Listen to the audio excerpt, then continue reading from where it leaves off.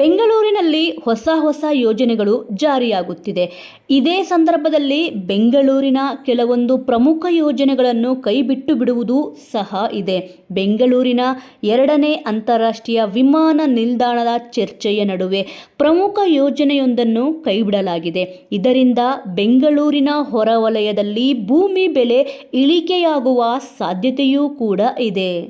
ಇದೀಗ ಬೆಂಗಳೂರಿನ ಕೆಂಪೇಗೌಡ ಅಂತಾರಾಷ್ಟ್ರೀಯ ವಿಮಾನ ನಿಲ್ದಾಣ ಹಾಗೂ ಬೆಂಗಳೂರಿನ ನಡುವೆ ಸಂಪರ್ಕ ಕಲ್ಪಿಸುವ ಪ್ರಮುಖ ಯೋಜನೆಯನ್ನು ಕೈಬಿಡಲಾಗಿದೆ. ಇದರಿಂದ ಈ ಭಾಗದ ಆಸ್ತಿಯ ಮೇಲೆ ಪರಿಣಾಮ ಬೀರುವ ಸಾಧ್ಯತೆಯೂ ಕೂಡ ಇದೆ. ಇಷ್ಟಕ್ಕೂ ಬೆಂಗಳೂರಿನ ಯಾವ ಪ್ರಮುಖ ಯೋಜನೆಯನ್ನು ಕೈಬಿಡಲಾಗಿದೆ ಹಾಗೂ ಇದಕ್ಕೆ ಕಾರಣವೇನು ಎಂಬುದನ್ನು ಈ ವಿಡಿಯೋದಲ್ಲಿ ಸಂಪೂರ್ಣವಾದ ಮಾಹಿತಿಯನ್ನು ನೋಡೋಣ. ವಿಡಿಯೋ ನೋಡುವ ಮುಂಚೆ ನೀವೇನಾದರೂ ಕೂಡ ಇನ್ನೂ ನಮ್ಮ ಚಾನಲನ್ನು ಸಬ್ಸ್ಕ್ರೈಬ್ ಮಾಡಿಕೊಂಡಿಲ್ಲ ಎಂದರೆ ಈಗಲೇ ಸಬ್ಸ್ಕ್ರೈಬ್ ಮಾಡಿಕೊಳ್ಳಿ. ದೇವನಹಳ್ಳಿಯಲ್ಲಿ ಇತ್ತೀಚಿನ ದಿನಗಳಲ್ಲಿ ವಿವಿಧ ಕಾರಣಗಳಿಗೆ ಭೂಮಿ ಬೆಲೆ ಹೆಚ್ಚಳವಾಗುತ್ತಿದೆ.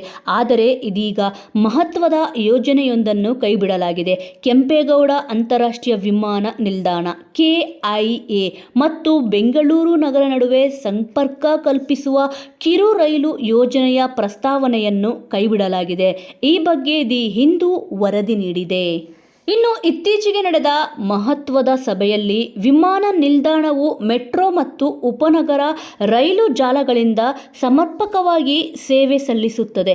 ಅಂದರೆ ಈಗಾಗಲೇ ವಿಮಾನ ನಿಲ್ದಾಣಕ್ಕೆ ಸಂಪರ್ಕ ಕಲ್ಪಿಸುವ ರೈಲು ಮಾರ್ಗ ಇದೆ. ಅಲ್ಲದೆ ಈ ಭಾಗದಲ್ಲಿ ಮೆಟ್ರೋ ಮಾರ್ಗವನ್ನು ಸಹ ಅಭಿವೃದ್ಧಿಪಡಿಸಲಾಗುತ್ತಿದೆ.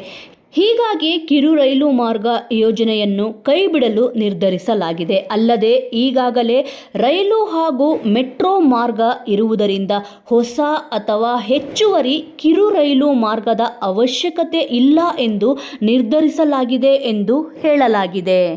ಇನ್ನು ಈ ವರ್ಷದ ಆರಂಭದಲ್ಲಿ ಕೇಂದ್ರ ರೈಲ್ವೆ ಸಚಿವ ಅಶ್ವಿನಿ ವೈಷ್ಣವ್ ಅವರು ದೊಡ್ಡ ಜಾಲದಿಂದ ವಿಮಾನ ನಿಲ್ದಾಣಕ್ಕೆ 7.9 ಕಿಲೋಮೀಟರ್ ಸಂಪರ್ಕ ಕಲ್ಪಿಸುವ ಯೋಜನೆಯನ್ನು ಘೋಷಣೆ ಮಾಡಿದ್ದರು. ವಿಮಾನ ನಿಲ್ದಾಣ ರೈಲು ಕಾರಿಡಾರ್ ಯೋಜನೆಯು ಜನಪ್ರಿಯತೆ ಗಳಿಸಿತ್ತು.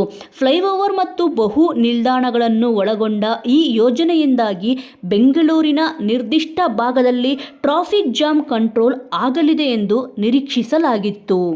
ಆದರೆ ಇದೀಗ ಕೆಂಪೇಗೌಡ ಅಂತಾರಾಷ್ಟ್ರೀಯ ವಿಮಾನ ನಿಲ್ದಾಣ ಮತ್ತು ಬೆಂಗಳೂರು ನಗರದ ನಡುವೆ ಸಂಪರ್ಕ ಕಲ್ಪಿಸುವ ಪ್ರಮುಖ ಯೋಜನೆ ಹಾಗೂ ಪ್ರಾಸ್ತಾವಿಕ ರೈಲು ಸಂಪರ್ಕ ಯೋಜನೆಯನ್ನು ರದ್ದು ಮಾಡಲಾಗಿದೆ. ಇನ್ನು ಇದೇ ಸಂದರ್ಭದಲ್ಲಿ ಬೆಂಗಳೂರಿನ 2ನೇ ಅಂತಾರಾಷ್ಟ್ರೀಯ ವಿಮಾನ ನಿಲ್ದಾಣದ ವಿಚಾರದಲ್ಲಿ ಕೇಂದ್ರ ಸರ್ಕಾರವು ಸಕಾರಾತ್ಮಕ ಸ್ಪಂದನೆ ನೀಡುತ್ತಿಲ್ಲ ಎನ್ನುವ ಆರೋಪವೂ ಕೇಳಿಬಂದಿದೆ. ಬೆಂಗಳೂರಿನ 2ನೇ ಅಂತಾರಾಷ್ಟ್ರೀಯ ವಿಮಾನ ನಿಲ್ದಾಣ ನಿರ್ಮಾಣ ಮಾಡುವುದಕ್ಕೆ ಸಂಬಂಧಿಸಿದಂತೆ ಈಗಾಗಲೇ ಪ್ರಸ್ತಾವನೆ ಮಾಡಲಾಗಿರುವ 3 ಪ್ರದೇಶಗಳಲ್ಲೂ ಕೇಂದ್ರ ತಂಡವು ಬಂದು ಪರಿಶೀಲನೆ ಮಾಡಿದೆ. ಆದರೆ ಪರಿಶೀಲನೆ ಮಾಡಿದ ನಂತರವೂ ಯಾವುದೇ ವರದಿಯನ್ನು ನೀಡಿಲ್ಲ. ಅಲ್ಲದೆ ತಮಿಳುನಾಡು ಈ ವಿಚಾರದಲ್ಲಿ ವೇಗವಾಗಿ ನಿರ್ಧಾರವನ್ನು ತೆಗೆದುಕೊಳ್ಳುತ್ತಿದೆ. ಈ ಮೂಲಕ ಬೆಂಗಳೂರಿನಲ್ಲಿ ಈಗಾಗಲೇ ಇರುವ ವಿಮಾನ ನಿಲ್ದಾಣಕ್ಕೆ ಪರ್ಯಾಯವಾಗಿ 2ನೇ ವಿಮಾನ ನಿಲ್ದಾಣ ನಿರ್ಮಾಣ ಮಾಡುವ ಯೋಜನೆಗೆ ಹಿನ್ನಡೆಯಾಗುತ್ತಿದೆ ಎಂದು ಕೂಡ ಹೇಳಲಾಗಿದೆ. ವೀಕ್ಷಕರೇ, ಈ ಒಂದು ವಿಚಾರದ ಬಗ್ಗೆ ನಿಮ್ಮ ಅನಿಸಿಕೆ ಅಭಿಪ್ರಾಯ ಏನಾದರೂ ಇದ್ದಲ್ಲಿ ತಪ್ಪದೇ ಕಮೆಂಟ್ ಮೂಲಕ ತಿಳಿಸಿ. ಮುಂದಿನ ವಿಡಿಯೋದೊಂದಿಗೆ ಮತ್ತೆ ಸಿಗೋಣ.